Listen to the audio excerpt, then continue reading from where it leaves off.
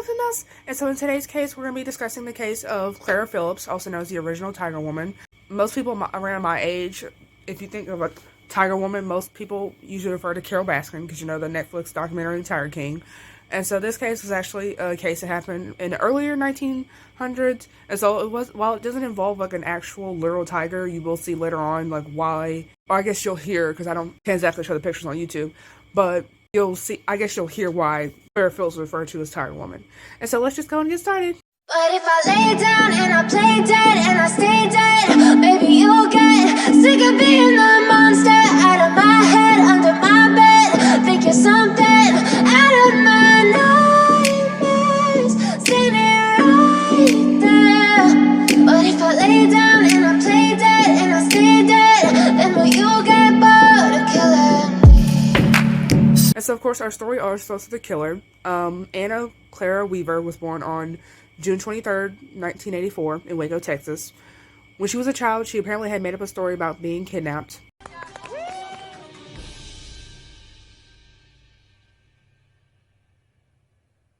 Wait a damn minute. Wait a damn. When she was 18, she had met her husband, Armour Phillips, an oilman while working as a showgirl. And so Armour Lee Phillips was born on October 5th, 1893, also in Texas. And so Clara had actually quit the showgirl life, in order to be his wife. And so they would get married on November 15th, 1913. They would move to LA from Texas. She would pursue her acting career at the Pan Aegis Theater. But she soon felt that, her acting career was getting in the way of her marriage. So she quit her acting career so she'd be a full devoted wife.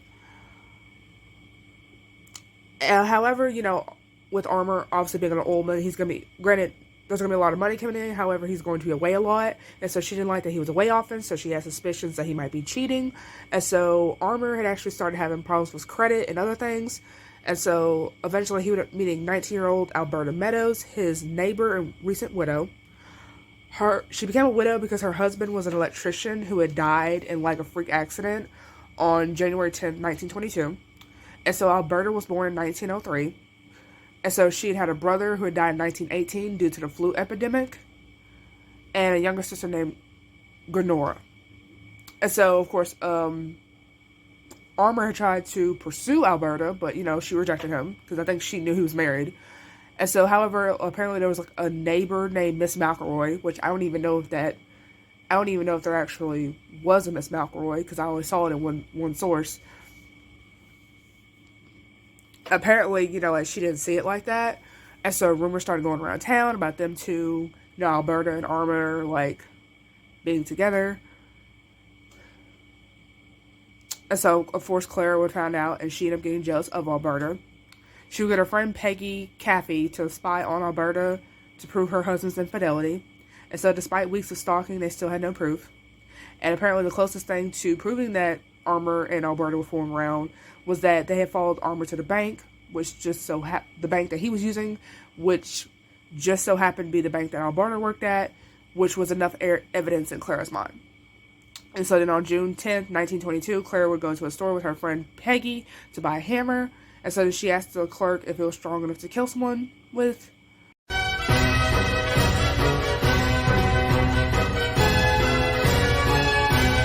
And so the clerk, which apparently she thought it was a joke, she had joked, she kind of joked in a way. She was like, yeah, if you hit him hard enough with it.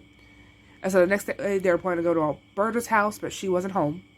Clara didn't want to go home because Armour was mad at her for allegedly kissing a stage manager.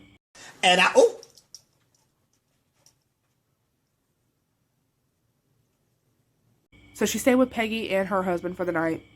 On June 12th, 1922, Clara and Peggy would go to a speakeasy in Long Beach, then take a cab back to Los Angeles to Alberta's job. So then once Alberta gets out for the day, they ask Alberta for a ride. She gives them a ride, and during the ride, they get out and they're kind of in this little woodsy area, and then Clara asks, "Can we get out to have a little talk?" No ma'am. No ma'am. No ma'am. So then Alberta would get out of the car, They then would walk for a bit before Clara confronted her about what she thought was an affair. Of course, Alberta denied it, and it never was actually confirmed whether or not they were even having an affair. And apparently her denying it made her even angrier. So then she pulls out a hammer and starts attacking Alberta to the point to where the head of the hammer apparently broke off. So Clara would then take out a 50-pound rock and drop it on Alberta's chest. Clara and Peggy would drive off in Alberta's car. Clara tells her husband what she has done and says that she will be making dinner for him, and apparently it'll be the best dinner that he ever had. He tells her to head to Mexico or Texas. The sources differ because this is an older story, where she has to stay on the low. He would dispose of the car. They would spend a night at a hotel downtown, which, this is LA, so you already know that was expensive, even for back then. And they get on the train. She's supposed to get on the train first thing in the morning. While drunk, his conscience, comes in, and then he calls the police and lets them know about the murder. She is caught on the train under the fake name Clara McGuire.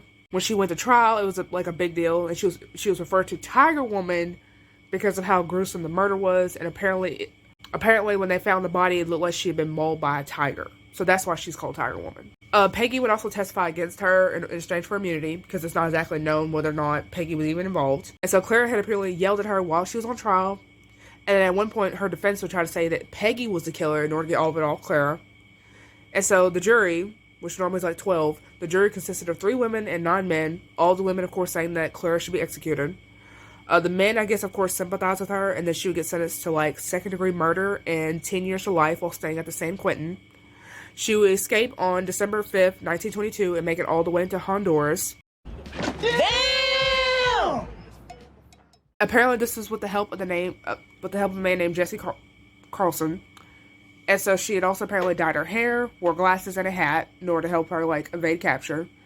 And so, while most sources said Honduras, other cases said Mexico and El Salvador, but it's believed that those were just pit stops on the way to Honduras. December 11th, because remember she escaped December 5th, a woman in Casper, Wyoming would actually be arrested for matching her description, which they found out it wasn't her. And then 2 days later in San Bernardino back in California, they arrested another woman with a knife and a revolver, but she was just hiking across the country, so that wasn't her either. And so she would eventually be recaptured in April 1923. She had a deadline to file for appeal to prove innocence, but it was missed, so she had to go back to San Quentin. She would attempt suicide by apparently slitting her wrist, but she had failed. She would learn how to be a dental assistant and being involved in music. She would start an affair with another inmate named Thomas Price, eventually causing her to divorce from Armour. And